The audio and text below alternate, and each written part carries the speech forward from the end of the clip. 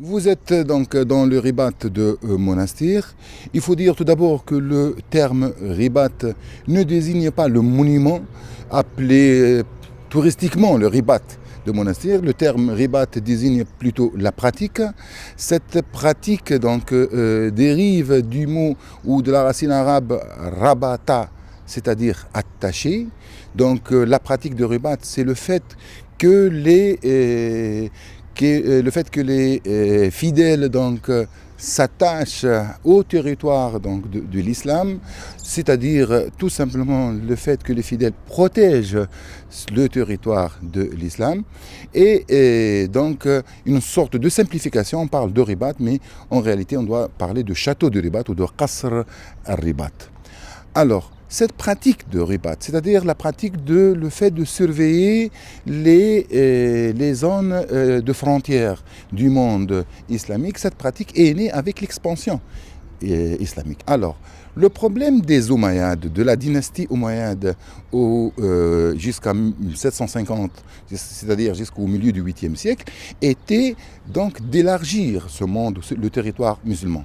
Le problème de leurs héritiers, les Abbassides, était exactement le contraire. C'est-à-dire il fallait conserver cet empire, cet immense empire donc, qui allait de Poitiers jusqu'aux confins de la Chine. Et pour conserver donc, ces territoires ou cet immense empire, on a dû donc penser à une nouvelle stratégie défensive.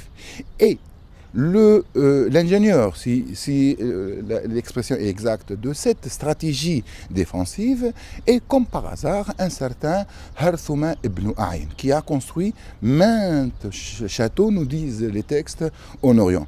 Ce même Harthuma ibn Ayn, nommé gouverneur d'Ifriqiya en 180 ou 179 de l'Hégire, c'est-à-dire 795 de l'ère chrétienne, ce gouverneur, donc nommé gouverneur d'Ifriqiya, c'est lui qui a construit donc ce ribat selon un modèle, donc c'est un modèle oriental. D'ailleurs, le minaret que vous voyez, ou la tour vigile, donc, la tour vigile que vous voyez est calquée selon donc, des études assez anciennes, assez classiques, et calquée sur un modèle donc, oriental qui doit se trouver quelque part en Perse.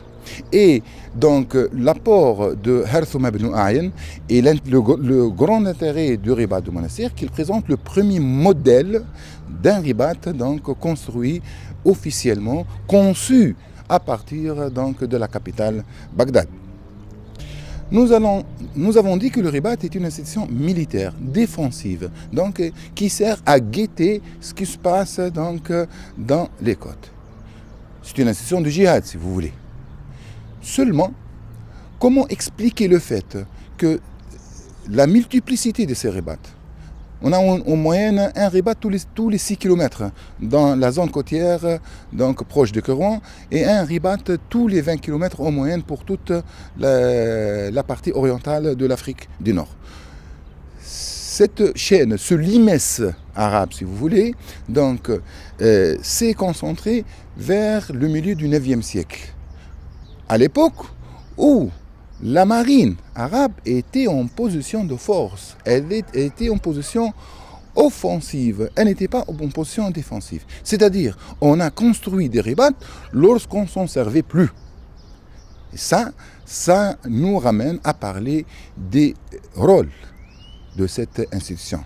À l'origine militaire, mais qui a glissé peu à peu vers un rôle purement religieux et donc s'est transformé en institution religieuse très comparable au simple monastère.